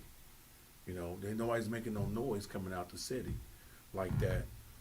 Where the point is, they should be on Doug's doorstep. Teach me, Sensei. Teach me. How do I do this? So the numbers that the lives that you change. I won't say the numbers you help get to school. The lives that you change, because a lot of those young men, life was going to kick their ass, and we tell them just like that. Life is a bitch, and it'll kick your ass unless you do X, Y, and Z. Okay, you made a mistake, but you can fix that. You know, you tell yourself, you tell your story. I'm a product of a person that was able to go somewhere to a JUCO and end up at Kentucky and end up in the league, you know. And that was a wonderful thing for you to do, and what you continue to do now. And I just wanted to give you your flowers. I wanted to give y'all your flowers for the things that y'all have done for the city of Springfield. You have a different culture there now. And it's a culture of winning. And winning rubs off on the other programs, because other programs now want to follow your lead and follow your footsteps. And you said before, when you're going into a high school, and dealing with a high school, the football program is the most important program right now because it sets the tone for the year of what you guys are going to do, you know. And I remember I talked to Sean McCullough, the basketball coach, and I remember him at Thurgood, and we talked about, and I told him before, I said, well, you had a good team. I said, but Charlton was going to beat you because we have football players on the basketball team. So they're gritty. Mm-hmm. You know, you might have better basketball players, but our kids are gritty, and you need those. And I remember him telling me, I got football players on my team now, and they're gritty as hell. And they're out here banging, they're physical, they're doing their thing, and he's had some successful seasons, 2 seasons, and he's knocked off he got some big wins in those seasons. So, again, it just rubs off on everybody. I thank you all, you know, for doing this and doing this for the city of Springfield, because Springfield was a spot at one point was everybody's homecoming. It was a laughing stock. And for y'all to turn that thing around and do what you did, I commend you. At this time, I'm going to have Smoot give me some closing statements. Let's keep doing what we doing. Keep helping these young black men out. Show them that they can make it out and make it happen. Chris? Hey, thanks for having me. It was a privilege just to be amongst all of this. You was talking about sitting on that cart. Like, I'm looking around like, man, I might know what I'm doing a little bit to be around guys like this. So I appreciate that. And we just going to keep loving. When you just keep loving these kids, the other stuff takes care. Yeah. You know, so we're going to give them that agape love and keep grinding out there. Coach Doug? Coach Ivy, all of it has really come about because of me having good coaches alongside me. From I believe the first year we were at Trotwood when we lost to Winton Woods, we were actually the 4th and 6th year. It was that year when I told them kids I wanted somebody who the kids would follow. Mm-hmm. And to me, I mean, we done had offensive linemen and coaches from everywhere, different spots, but you got to have somebody that care about the kids just as much as you do. Right. And in my opinion, when I got you and JG and all the other guys came on, Coach Cosby was already there, you know what I mean? But adding y'all 2 pieces, major pieces, were major. Because now I got people on the offensive side that think like we think on the defensive side. Right. And you got to have people that are relatable to your kids. And I thank you and D-Bird and JG and all the other guys that will help me at the Wood. And I thank my guys here from the field. Springfield, we here. Right. Wildcats. We ain't going nowhere. Listen to me. I'm not leaving until the Lord tell me it's time to go. Until it's time to go. And I'm 58. Probably give me about at least 10. I know 10. You're a very spiritual person. I take 10. If you give me 10, I take the 10. Yeah. But I'm not leaving until he tells me it's time to go. But man, I love you, Phil. I'm here. We got a nice group coming. That's all I need to say. You got a good 8th grade coming in? Good class? Got a good class. Got a good class. Got some dudes. Got some dudes, as they would say. Let's do a comment section real quick to clean up. We got Destiny Barcelona said every time I leave, Bird always come on. You got Cody Lattimore that said Trey was cold. You got Kevin Easley, which is part of the podcast, said what up, Gym City Legends. You got Jason Perdue that says Emmanuel Donaldson. You guys. You tagging somebody from Springfield. There we go. And you got Cody Lattimore that said heard great things about Coach Doug. Wish I would have got to play for him. Oh, we wanted to. I wanted you, son. Oh, we tried. And I want to add one last caveat, right? So, are you guys familiar with the term e-sports athletes? Probably not. So, all right. So, video games? Yes, video game athletes, right? Now, think about this, right? So, a little kid who probably is good on the offensive side, y'all can make a lot of money off teaching them defense side of them, right? Because you know the actual prevent the throwing this part, the 4-3, y'all can make easy money off of just being coaches for athletes, which are $1 million. I'm a capitalist. I'm gonna teach you some. Yeah, there we go. And I want to say this though, like, there we go. Man, I commend each and every one of y'all Absolutely. because y'all don't realize the impact y'all having on a community. Yes. You know what I'm saying? I feel like coaches are the last hope for the young black man out Absolutely. there. And just to hear how y'all love the kids. Yes. I know y'all too from the community. Mm-hmm. Like in the clubs and everything. I can just tell y'all energy, y'all got good hearts. Mm-hmm. You know what I'm saying? Y'all don't want to see no bullshit going on. Excuse me. It wasn't always like that. We were kind of renegades. There. I mean, wait. Watch their interview. Watch their interviews in the Legend View podcast. right. They just put skulls together. At this one. But I'm just saying, like, man, I just commend y'all and all of the coaches that's out Absolutely. there. All of them, because A thankless job. it's like all the coaches right now in this day and age have hearts, and you got to have a heart like y'all have to be a coach in that environment, that in the high school environment that y'all in, and changing lives on top of that. Yes. You know what I'm saying? That's the thing, that y'all change the lives of these people. That is like, it's almost like the last hope. Like it's last hope for a young black man out I here. tweeted something last night. There we go. And I said, coaching this generation of kids is very frustrating because you have a sense of entitlement. Yes. And everybody wants a participation trophy. And they want to, My kids should play. well, they want to skip the hard work and dedication and go right to the award ceremony. Yeah.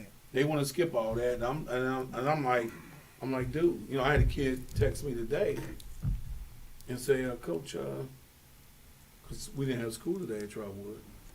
He said, Coach, what time is weight room? I said 2:45. He said, what time we getting out? I want to get some field work in. I said, field work? I said, son, you need to be in the weight room. Mm-hmm. You need to be in there lifting some weights, getting. I said, out there doing one-on-one is not field work. That's not field work, son. And it's like, you know, our kids trying to say we got a block and they want to get over there to your house. They want to just cut through the backyards and run away from the dogs and all that instead of just walking down the street, going here and going here, putting in the work. And so it's really hard, and I know it's hard because we talk about the frustrations and dealing with kids and parents and all the things of that nature. You're telling me, you know, just at the school, that kid's a hell of an athlete right there, but he wants to fight every day. And as soon as you say that, he's on the court. And the people that work in the game are telling him to get off the court. But he wants to be defiant. And I said, damn, Doug just told me this guy was difficult. Got nice eyes. Got nice size. I said, and he Can't is, get right. and did not want to get off the court. He wanted to keep a foot on the court. Like, dude, just get off the court. Why are you making this hard? And unfortunately, that's today's generation, man. They Lord gonna bless, gonna make something happen, man. I don't know what's gonna happen. Jesus gonna come something. Because they all want to eat. Yeah. Nobody want to hunt. We gotta remember the strain, bro. Nobody wanna grind. Right. I had to remind some guys yesterday when we was that way with bro. You a leader. You a senior.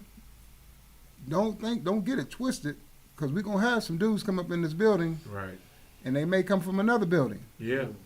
Because if you winning, they want to come. They said if you build it, they will come. if you build it, they will come. And we building. It's Springfield. Yeah. You know I love y'all. You Yeah. know I love y'all now. Here it comes. I love y'all. But I need your sons to be at that weight room tomorrow at 2:30. I need your sons that haven't been coming to come. Yeah. Because Coach Conley, we gave him 10 minutes. I gave him 10 because Coach Smoot said it's 2:20. Coach Smoot said 2:20. Might as well make it Better be 2 there. o'clock. But it's also- Southside Smoot is his name now. Southside Smoot. Smoot. Same thing with us. We say Southside Smoot. 2:45. He stepped by the hood, We're now telling he's our kids, That's it. We own if it. you come in after 2:45, you're not taking this seriously now. No. You're down there in the hallway chasing girls, and we're telling you this is where you're supposed to be. That's where your money at. Yeah, this is where the money is. And I tell kids, and I want you to understand, I tell kids this. High school is 3% of your life. What are you going to do after high school? Them same girls are not going to want, you're not even going to see them half the time. No, sir. And they're going to look at you like, well, you're broke. You have nothing. That's what I was saying. If you do see They're him, not you gonna broke. talk to you. Working at If you Burger do King. see him, you broke. Yeah. Man, by the time Right. you get it, they Or- gonna have 7 kids. Or you You try to already get know. that pack and hit that street. And that's not a win situation. That's not a winning situation. And I know you preach that because we preach that. And we've lost some kids to the streets. It's hard to fight the streets. And it's hard to watch it. It's Even hard harder to to watch it as a coach. Say that. Because It I know hurts. there's some kids that I done looked at, man, and you look on there, and you look on Facebook, and you see somebody, you know, all these people got these different sayings about this person. He gone. He And gone on a T-shirt. First year there. first year there, we lost our best player. We lost our Yeah, best. I I lost remember our that. best player within my first 2 months there. Gun violence? Easter. Easter. Yeah. Yeah, at a party. I mean, not even at a party. He went to somebody's house. It was a party at that. Yeah, it was a in party. The party. He goes in the party. He come out. He wasn't even involved in it. He gone. Because the 2 months. bullet has no eyes. 2 months. Yeah. KI. The best player. Yeah. So I know it's hard to lose those kind of players, or any player for that matter. I know how it feels. I've lost my share of guys. It hurts. It stays with you for a very long time because you love them so much. You invest so much into them, and then to see their lives taken, either by jail or death. So that's hard. Coach Bryd, you got any closing statements? Yeah, just my closing statement is, for us, and I'm talking about most of us black coaches, it's not easy, but have some respect. 15-0 is 15-0. Oh, God. In every state. 15-0 is hard in every state. Right. Yep. Going back to the regionals and back, and like you said, when you got 40 guys and they got 100, you know what I'm saying? And they don't understand that the black coaches, all the stuff, don't even have nothing to do with football. They don't. We do more. We do more social work. That's another segment right there. We do more social work than we do coaching. Yes. But thank Yes. God, you know what I'm saying, for staff. And I know like Coach Doug, I know he don't have nobody around that he don't trust. He don't have nobody around that don't love for the kids. And some of the questions like he asked you, he was testing you. In the interview, he was testing. That's why if he took you to dinner instead because he like to type with you. You know what I'm saying? So if he took you to dinner, that was your, you know what I'm saying, your test. And he tested each and everybody that came around the kids because his name is on the paper. So he was making sure that I'm bringing a high integrity guy that's going to come around and do that. So I just want to say out there, I know it's tough. Like I've done football and basketball or whatever for years. You know what I mean? It's like parents and people just don't understand. I just wish they would shut up and let us do our job. What God gave us. This is what God Say it told louder us for to the do. people in the One more time, people in the back. Yeah, one more time. Shut up, because quick question what God give to us, us coaches, to impact these kids' life. Yeah, You know, it's easy to sit up there and stand, but you ain't spending your money and taking away from your family, driving no kids to no combine to do, doing none of that. And so. What's the point of winning a war but losing the child in the process? Yeah, that's what we try not to. Like I said, it's stick with you. And it's truly a gift. Some have to one of the kids that we coach or whatever, we always think about, could I have done more? Did I love him enough? Should I have paid attention? So I'm just saying, just keep doing what you're doing. I mean, everybody around the table, we all collectively do something specific, but as a collective, it's about what our coach does. I always say, when you have my kids, don't worry about it, bro. It's going to be free. You ain't gonna have no zero. You know what I'm saying? So that's my philosophy. I tell the same thing. Being on great staff, I tell my kids now, look, we're trying to get you some money because we ain't got it like that. So, big ups, in Springfield. I was at a concert in Nashville. It was like this.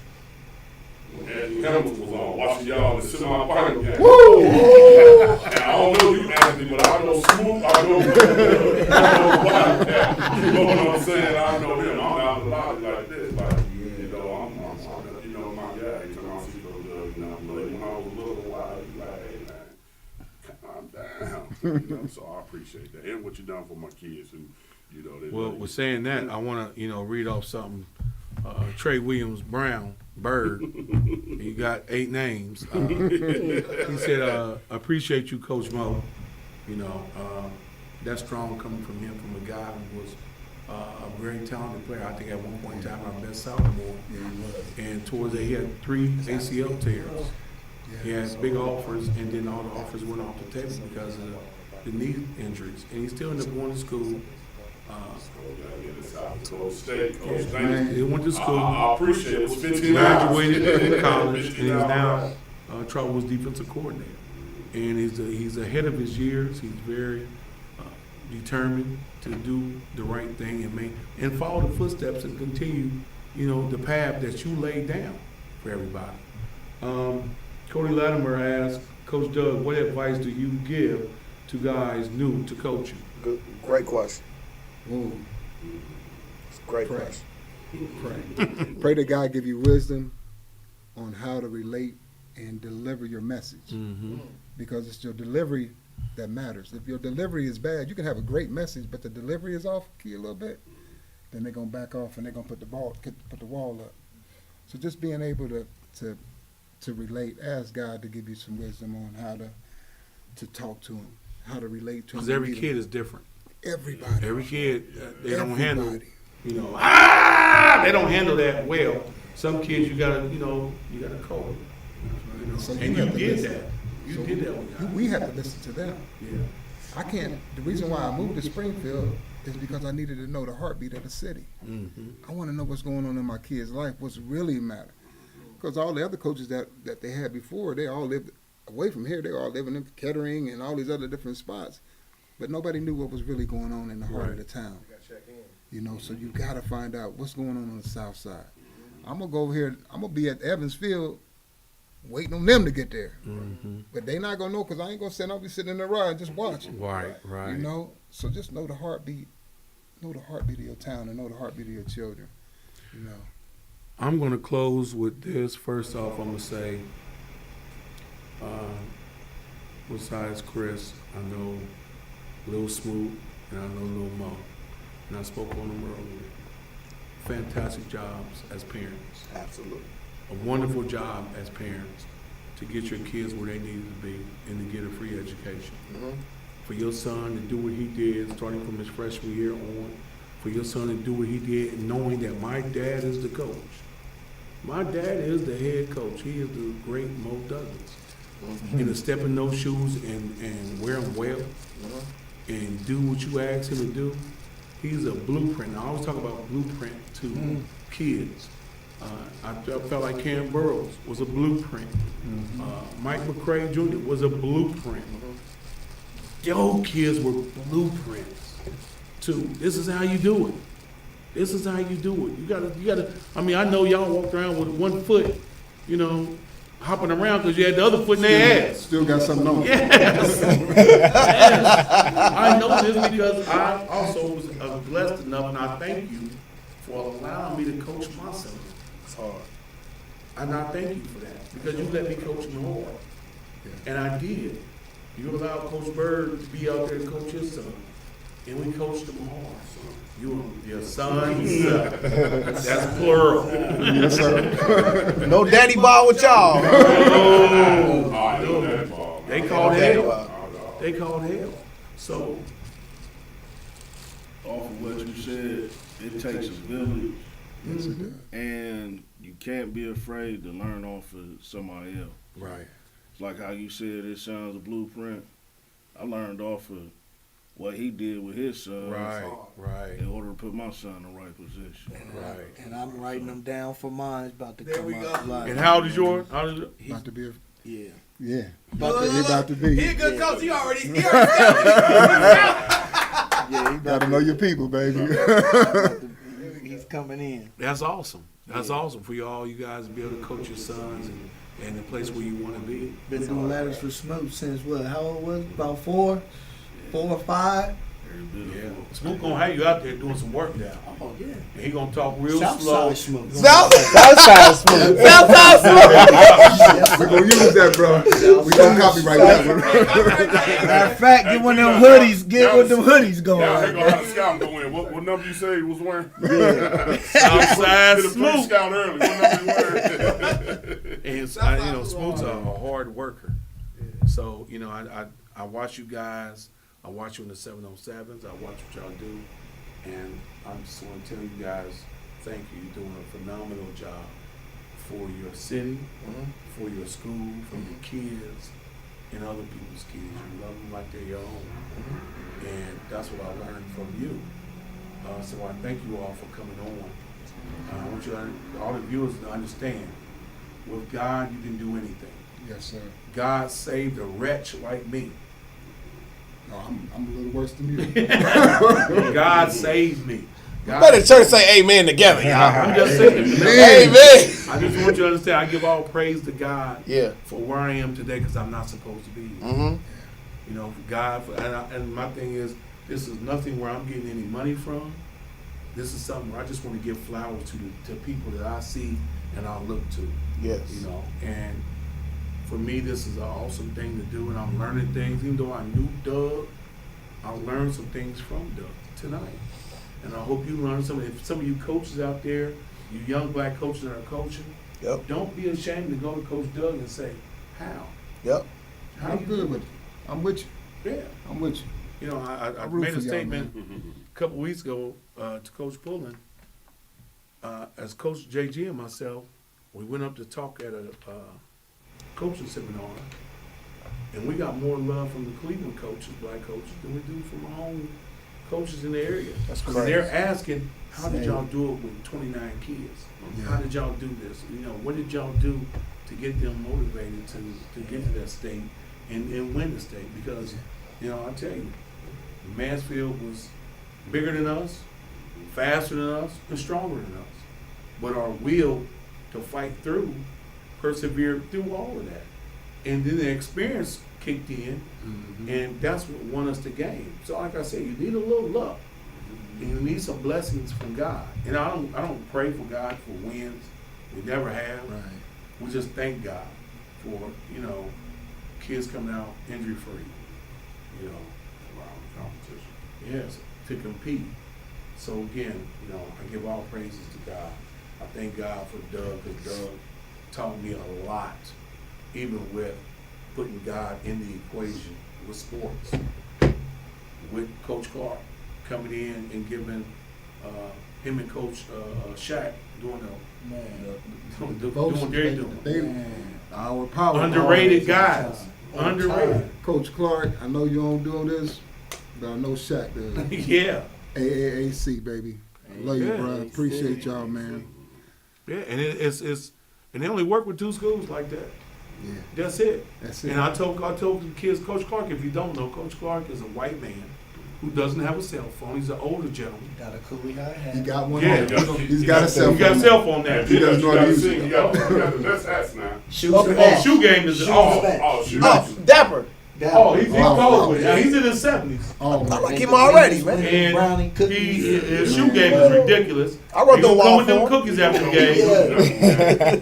I wrote the wall for him right And I there. told our kids this week, we had some kids going to the Black History program. And I told our kids, don't knock on, you know, they're rehearsing for the Black History program.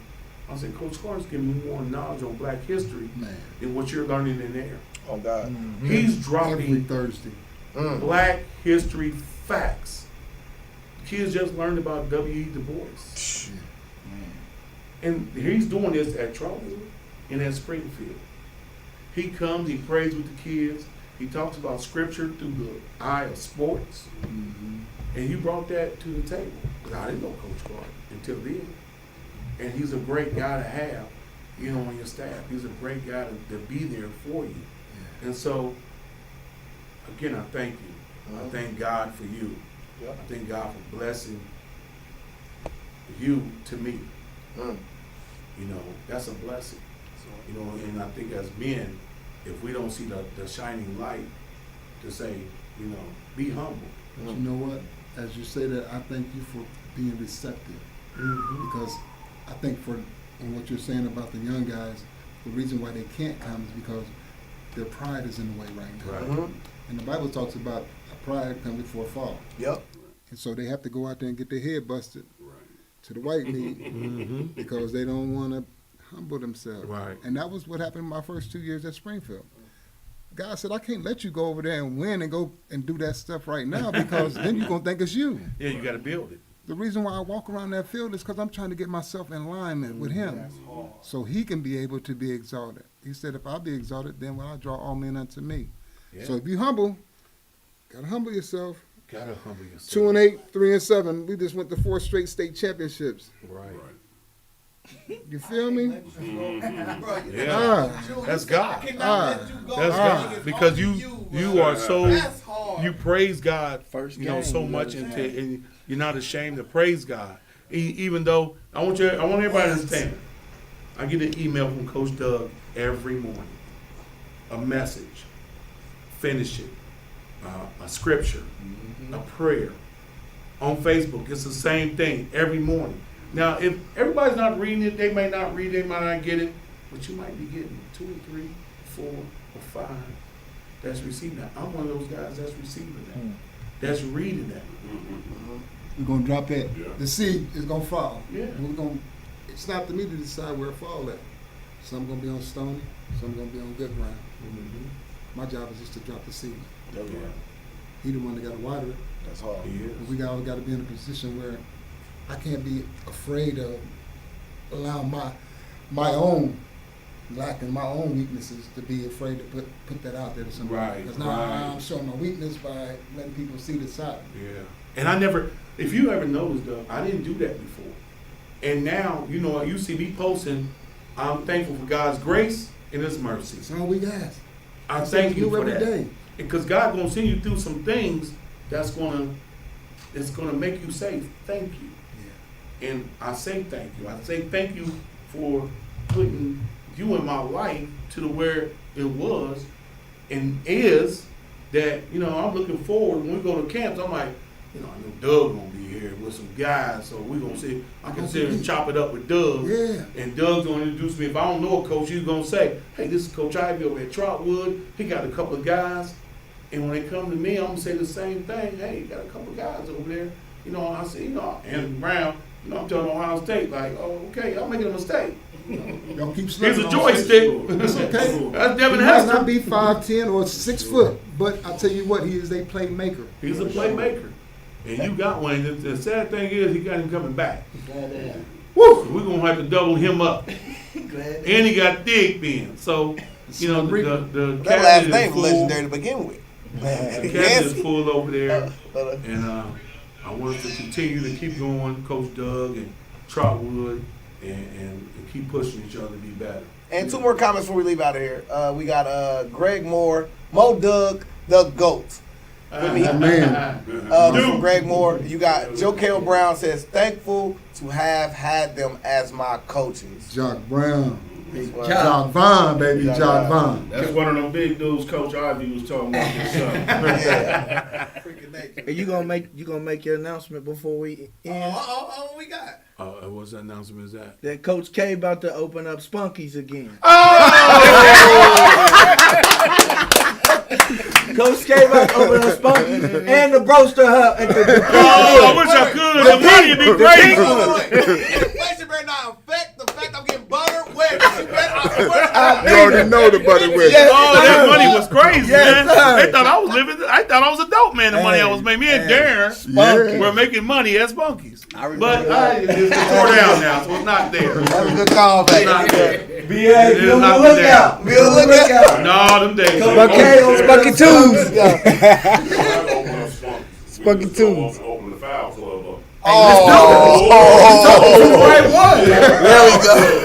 Hey, We got strivers right there. Spunky Street Bill. That's legendary. Yeah, that was like for Scarface movies. The red carpet and the ropes walking through. Oh, that's when I was ratchet. I remember coming in like, I don't want no trouble. None. Just Springfield boys here to dance. That's when me and Darren were walking around. We had pistols on our hip. Yeah. And we were in shootouts and doing all kinds of stuff. Yeah, for sure. And I'm just saying. That is the goodness of God. Yeah, Grace. Because He's brought us that far. There you go. But it's good that we can be around to even see that because so many of our friends aren't here today. Aren't blessed to see, You know what I man. mean? Because we've been We in heard plenty that of call. shootouts. We heard that call. Plenty of, you know, crazy stuff that went on and took place. But, you know, that's why I say God's grace and mercy. I'm still here. He's blessed me. Then he blessed me enough to be a coach. And that's when I realized I have a different calling. Yep. I have a different calling. The streets are not my calling. The calling are these kids. And I fell in love with that, coaching at Colonel White. And then when I came over to Trotwood and started messing with Doug showed me a whole different picture. And I was like, my mouth was wide open, like, wow, this man is doing it. This man's getting, I'm sitting there like, we're at Ohio State. We're at Alabama talking to Nick Saban and other guys. And I'm down there, I'm about to beat up Chris Carter. Chris Carter was running his mouth. I wasn't all the way south. I wasn't already changed yet. I wasn't out. You wasn't all the way outside. I thought he was jealous. I said, if he keep talking, I'm going to hit him in his mouth, man. Chris Carter keep talking, man. He can get this video because I meant what I said. But he did. You know, it was a good experience, man. It was a great experience to the point where we're now planning that kind of tour with the guys that we have now to show them off and showcase those guys in that town. So, again, I'm gonna close with this. I thank you all for tuning in to Coach K Sports Corner. Yeah. And we're gonna continue to do this next week. I think Who we got? Is Chris Wright. Oh my. Bam Bradley. Freezer. Yeah. Greg Moore. Man, I had all four. Thank you, Lord. And J.D. Grizzly, the uncle. Hey. Only one I didn't get to call. Yeah, we're gonna have those guys in here, and you know, for those guys, I told their mom, I said, you have a shot at 3 kids playing professional sports, and they did it. All 3 at one point in time were in the pros. It was basketball, and 2 others were football. Duke went on to UC and did great things at UC. And their uncle, J.D. Grizzly, played at UD, University of Dayton, and was a standout basketball player there. So their family bloodline is crazy athletic. They had some kids in their family that didn't make it, but they were, you know, jumping jack flag. They could jump out the gym. But those guys did, and they are giving back. Chris is doing phenomenal things right now. And next week, Chris is going to be able to tell his story with Flight Academy and all the other things that he's doing right now. So tune in to us next week. Be on the lookout. You can also catch us on YouTube. I want you to be able to come here and patronize T-Shirt King. Smell it. He'll make a T-shirt. He'll give you golds and platinum in your mouth at the same time, and shoot a video. Yeah. Yes, sir. All at the same time. He's a hustler by nature. He'll teach you how to do things. He talks about the stock market. He helps young black people to B. Cat was not a victim, baby. B. Cat was not a victim. Let's look me up. Tune in. You know, I thank you. I got some people next week that are going to be promoting some of their items on here, and I'm all with that. You know, some healthy stuff that's going to help. So be on the lookout for that. Again, I thank you 3 from Springfield. You're doing a fantastic job. I love you all. I love them. I love you, Coach Doug. Yeah, too, I thank you. Love all you brothers. I appreciate y'all, man. Bless Thank you. you. Bless. Appreciate y'all. Tune in next week. Thank you. Good night. Yeah, there we go. Good, baby. Southside Smoot.